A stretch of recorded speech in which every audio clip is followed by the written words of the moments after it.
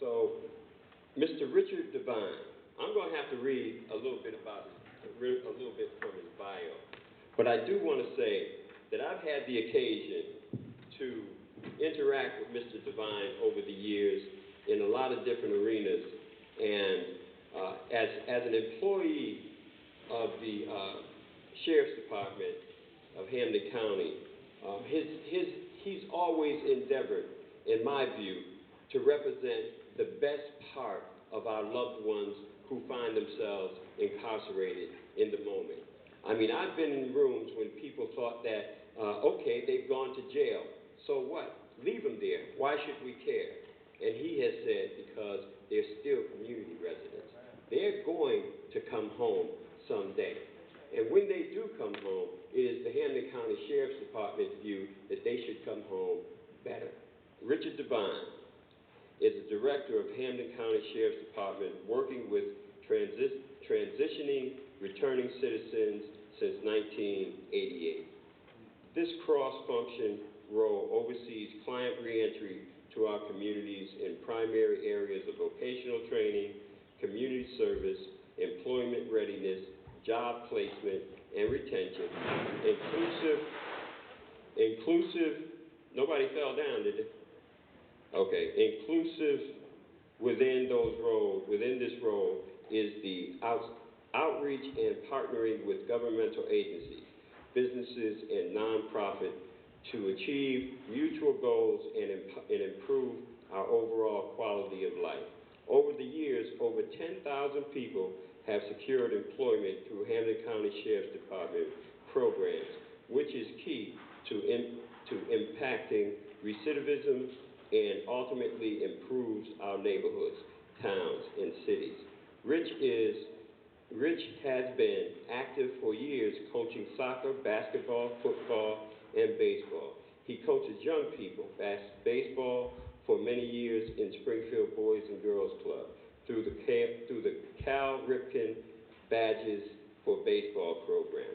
This initiative teaches baseball fundamentals, but especially focuses on leadership and life skills. Civic and community service has played an integral part of Rich's life. Civically, he has been park commissioner, a golf commissioner, a member of Conservation Commission, and personnel boards.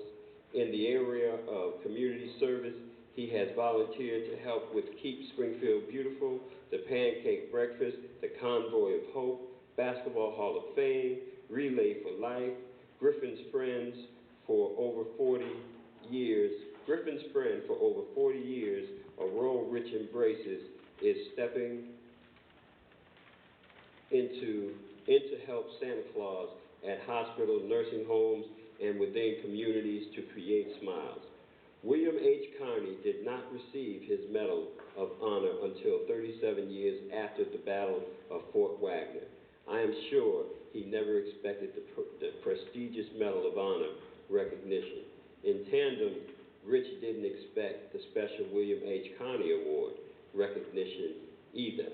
As William H. Carney said, "Boys, I only did my duty."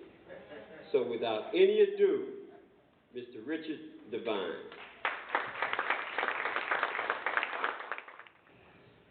I'm going to do everybody a favor this evening and not sing.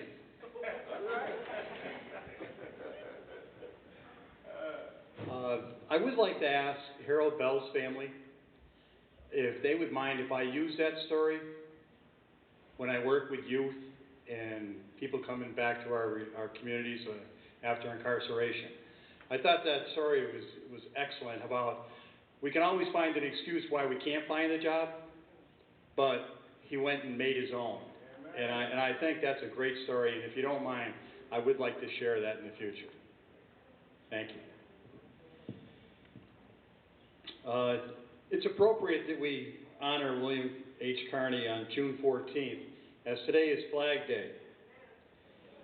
And he saved, as Richard has mentioned, that he saved the American flag at Fort Wagner, and also to have the American flag flown at half-mast for the month of December in 1908 when he passed as the first African-American to have the flag flown at half-mast. So those are very important things, and I'm glad that the event today is on Flag Day. But I'd like to begin to thank by Karen Tyler, Jay Griffin, and everybody from Stone Soul for selecting me as a recipient of the William H. Carney Award. It is very humbling, but I'm very excited about this. And I'd also like to recognize my wife and my daughter-in-law. They're here tonight. And my brother-in-law is the chef that created the food this evening. And if you ever get a chance to eat any of his macaroon cookies, jump on it. Maybe what I am today. He's also the culinary instructor over at Putnam. And so he also works with kids, and he's doing a wonderful job getting people ready. We're all excited about MGM coming to town, and we know that 3,000 jobs, and Springfield certainly needs them. But speaking of high school, my career goal was to be a history teacher or a police officer. I am fortunate to achieve both within the Sheriff's Department. But no child, when they're growing up, says, I want to work in a jail. How this happened, I don't know. But I used to run a real estate company here in Springfield and one in Chicopee. I had about 20 people working for me. And then in 1987, the interest rates went up to 17% and real estate stopped. I had 4 young sons and said, what do I do? So a friend of mine worked at the Sheriff's Department down at York Street. He says, why don't you come and be an officer until you make up your mind what you want to do? Well, here I am 30 years later, and if that wasn't a job for me, this has turned into a career. I love what I do. I don't call in sick. I'm there every day. I love my job. And that's what I try to instill in our youth and our people returning home, is not only to find a job, but also find a career. What is going to be the career ladder, and how are you going to achieve your goals and not return to jail? 67% of the people in America that come out of jail are back in jail within 3 years. This is a number that we all have to impact. And Sheriff Ash and now Sheriff Cochee are doing a wonderful job to try to help folks as they return home. Regarding the history teacher in me, I would like to share a project Jay Griffin and I have been discussing. 2 years ago, I was invited to this event, and learning of William H. Carney's story, I reached out and learned more and came up with an idea. I approached Jay, and we've been sharing thoughts. I have omitted an important facet of my life from tonight's bio on purpose. I have worked and been a member of the John Boyle O'Reilly Club since 1973. And why did I not include it in the bio? My hope tonight is to highlight a project by doing so that Jay and I have been discussing. It is the similarities of the African American and Irish histories with their respective cultures and heritage. Our thought is to educate and break down barriers and embrace diversity and inclusion. Jay and I have been talking a lot, and I really would like to take a moment to say what a wonderful man he's been. I've worked with him on a lot of projects, especially on the community service side, and Jay and his brother Richie have never been shy about calling me and saying, hey, can we do this? So when Jay and I started talking about it, I'd like to give you an example of what we're thinking. William H. Carney was born a slave in Virginia and escaped the South by the Underground Railroad. William settled in New Bedford and joined the 54th Massachusetts Infantry. After the war, he married and had a daughter. And as was mentioned, it took 37 years before the Medal of Honor was awarded to him for his bravery. There is a school named for him in New Bedford. John Boyle O'Reilly was born in Ireland, joined the Army, and fought for Ireland's freedom. He was captured, sent to Australia, and then O'Reilly escaped and made his way to Boston, married, and had 2 daughters. There is also a school in Boston named for him. John Boyle O'Reilly championed civil, human, and equal rights for all people. Chinese, Indians, Africans, Irish, it didn't matter. This was the late 1800s, well before anyone spoke of the issues.